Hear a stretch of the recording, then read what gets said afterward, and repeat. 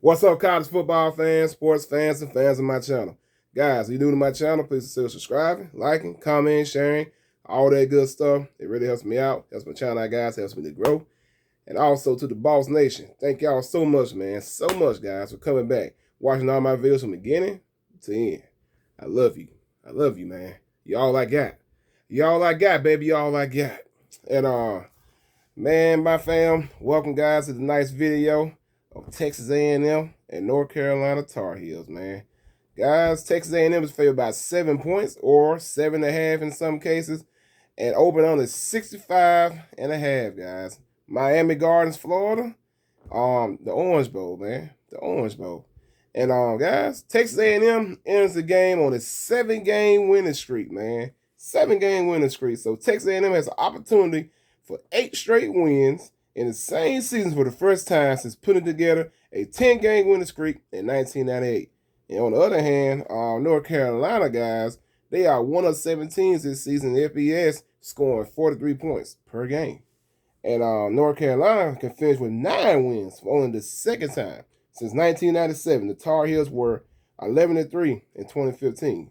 All right, so guys, man, let's just get started, man, with breaking down this game because I think y'all gonna be happy with my decision on what or who I take on this game, especially the Aggies. But anyway, North Carolina, guys, they missing their top 3 receivers. Well, top 3 players. Their leading receiver and the De'Ami Brown, leading rusher in Michael Carter, and leading tackle slash sacks. I can't get my words out right. Leading tackler slash the sackster. You know, the guy who got on the sacks, man, Chad Surratt. So guys, these 3 people right here, man, are out. They opt out. So, and like I say, opt-outs can kill you. It can destroy your team, especially when you got the best players on your team opting out, guys, which is De'Ami Brown, Michael Carter, and Chad Surratt. So, man, this is already going to be an uphill, especially going against Texas A&M, man. And let's see. Yeah, but as far as their running game and their passing game, yes, they have a very good vertical pass attack, man. But they are 118, guys, in sacks allowed. 6 sacks and 8 tackles for loss in the Notre Dame game alone and whatnot. So, guys, North Carolina, man, as far as their offensive line giving up these sacks and whatnot and these tackles for loss, that's not good, baby. That is not good, especially going against Texas A&M, who have a very good offensive line and a very good defensive line, man. You know, SEC approved, baby. SEC approved, man. This is not going to be easy for North Carolina and whatnot. And also, but as far as Texas A&M goes, guys, yes, like I said, they have a really good defensive line. 36th ranked, guys, in sacks per game. Notre Dame was 34th ranked in sacks per game. So they can kind of give you an idea of what North Carolina is going to be going against once they face Texas A&M. And North Carolina has the advantage in the corners. Yes, their corners are terrific. But Texas A&M has the advantage in the trenches, guys, where it really matters at, guys, because you got to be able to get out, you know what I'm saying, to get pressure on the QB. You got to be able to protect your QB. So it all starts with the trenches, man. If you can get pressure on the QB, I don't care what kind of quarterback he is, what kind of receivers, corner, whatever, guys. You're not going to be able to throw to your playmakers, man, if you get pressure on the quarterback, in which Texas A&M can do that. Plus, by your leading receiver being out as well, it's going to be an uphill battle all game, guys. And let's see what else. Let's see. Yes, like I said, the offensive line and the defensive line is very good for Texas A&M. So yeah, man, that's basically all I had took. But yeah, guys, I'm just going to go off on the top of my head everything that I know about Texas A&M. Haven't been really studying North Carolina, but I have looked at them and I have seen some things that they have done, which they have been doing some good stuff too. But guys, as far as this matchup right here, yes, I understand why Texas A&M is favored by 7 or 7.5 and whatnot, guys. Texas A&M is a monster, man. They really are. They only lost this year, man, was to us. And yes, it was a beatdown early in the year, but as the year went on, guys, they got better and better and better. And then the very next game after we beat them, I was thinking that Florida was going to beat them. Ended up beating Florida, man. Took care of Florida. And next thing you know, they was kicking everybody ass just like we was, man. They was right behind us.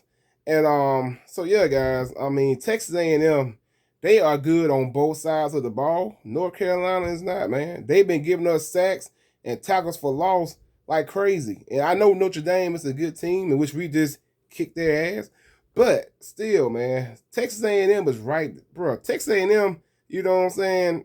To me, if they played Notre Dame, I would take Texas A&M, guys. Like that's how confident I am in Texas A&M. Just because I cover them too, I see what they do all year long, and they are right there. They're number 5. They should be in the playoffs if you ask me. I had a guy who wanted me to do a video on them. Yes, they should be in the playoffs over Ohio State. Even though Ohio State is just bruising Clemson right now, destroying their ass, they still, rightfully so, should be in the playoffs because Ohio State only played freaking 6 games, man. You know, like what they do that at. But anyway, guys, North Carolina, man, especially with they key players opting out, and then you got the guy, Surratt, who was the leading tackler in sacks guy, and you already know that Texas A&M has a very good offensive line. So now, who are you going to have trying to put pressure on the QB and tackles and sacks and all that stuff, man? Like, for real, guys. Like, North Carolina's in a bad situation, man.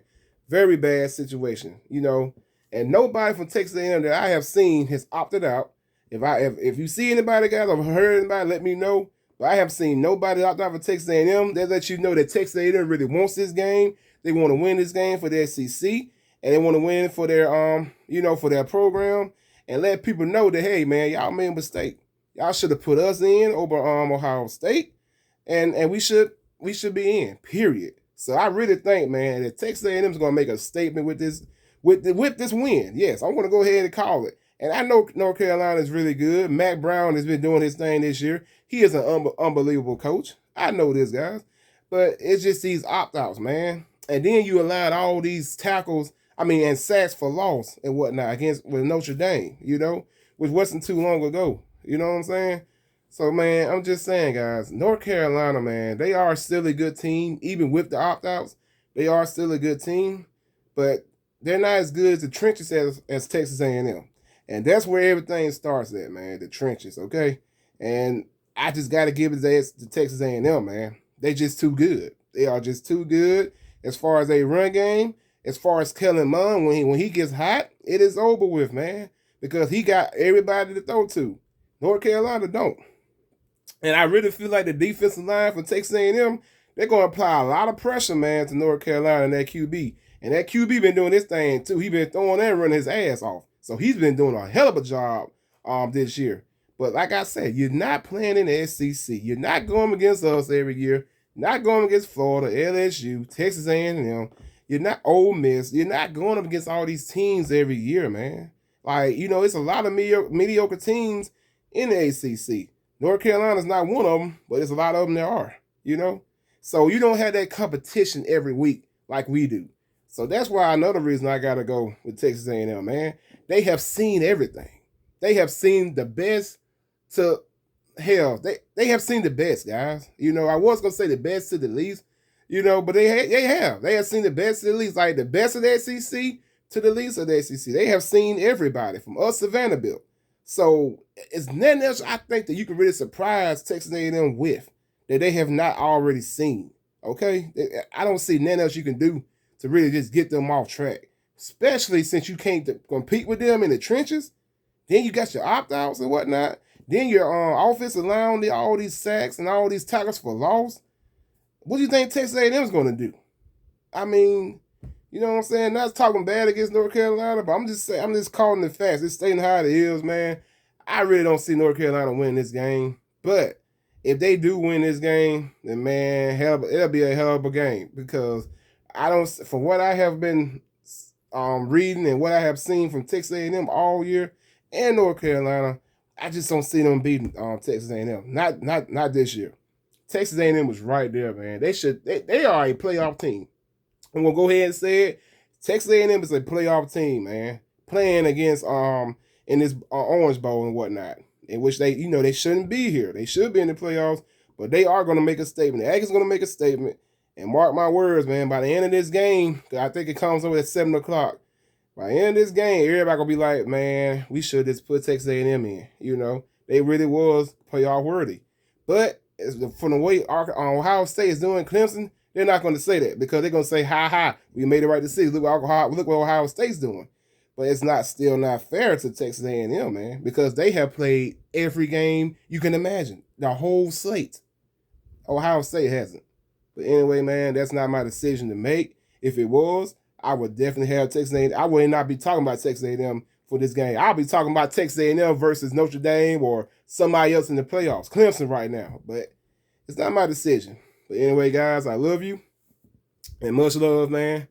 Much love, guys. Much love. And oh yeah, Happy New Year's, man. My bad. Happy New Year's to all my fam, all my friends, just everybody watching my videos, man. You know, I'm glad that we made another year together. And guys, we only got more good things to look forward to. Hopefully this year is better than last year and whatnot, because there was a lot of I ain't got to go through it. You know, guys, last year was pretty rough. But anyway, man, much love once again. And stay blessed and tune in, guys. And I promise you, I'll be back with more videos. All right, peace.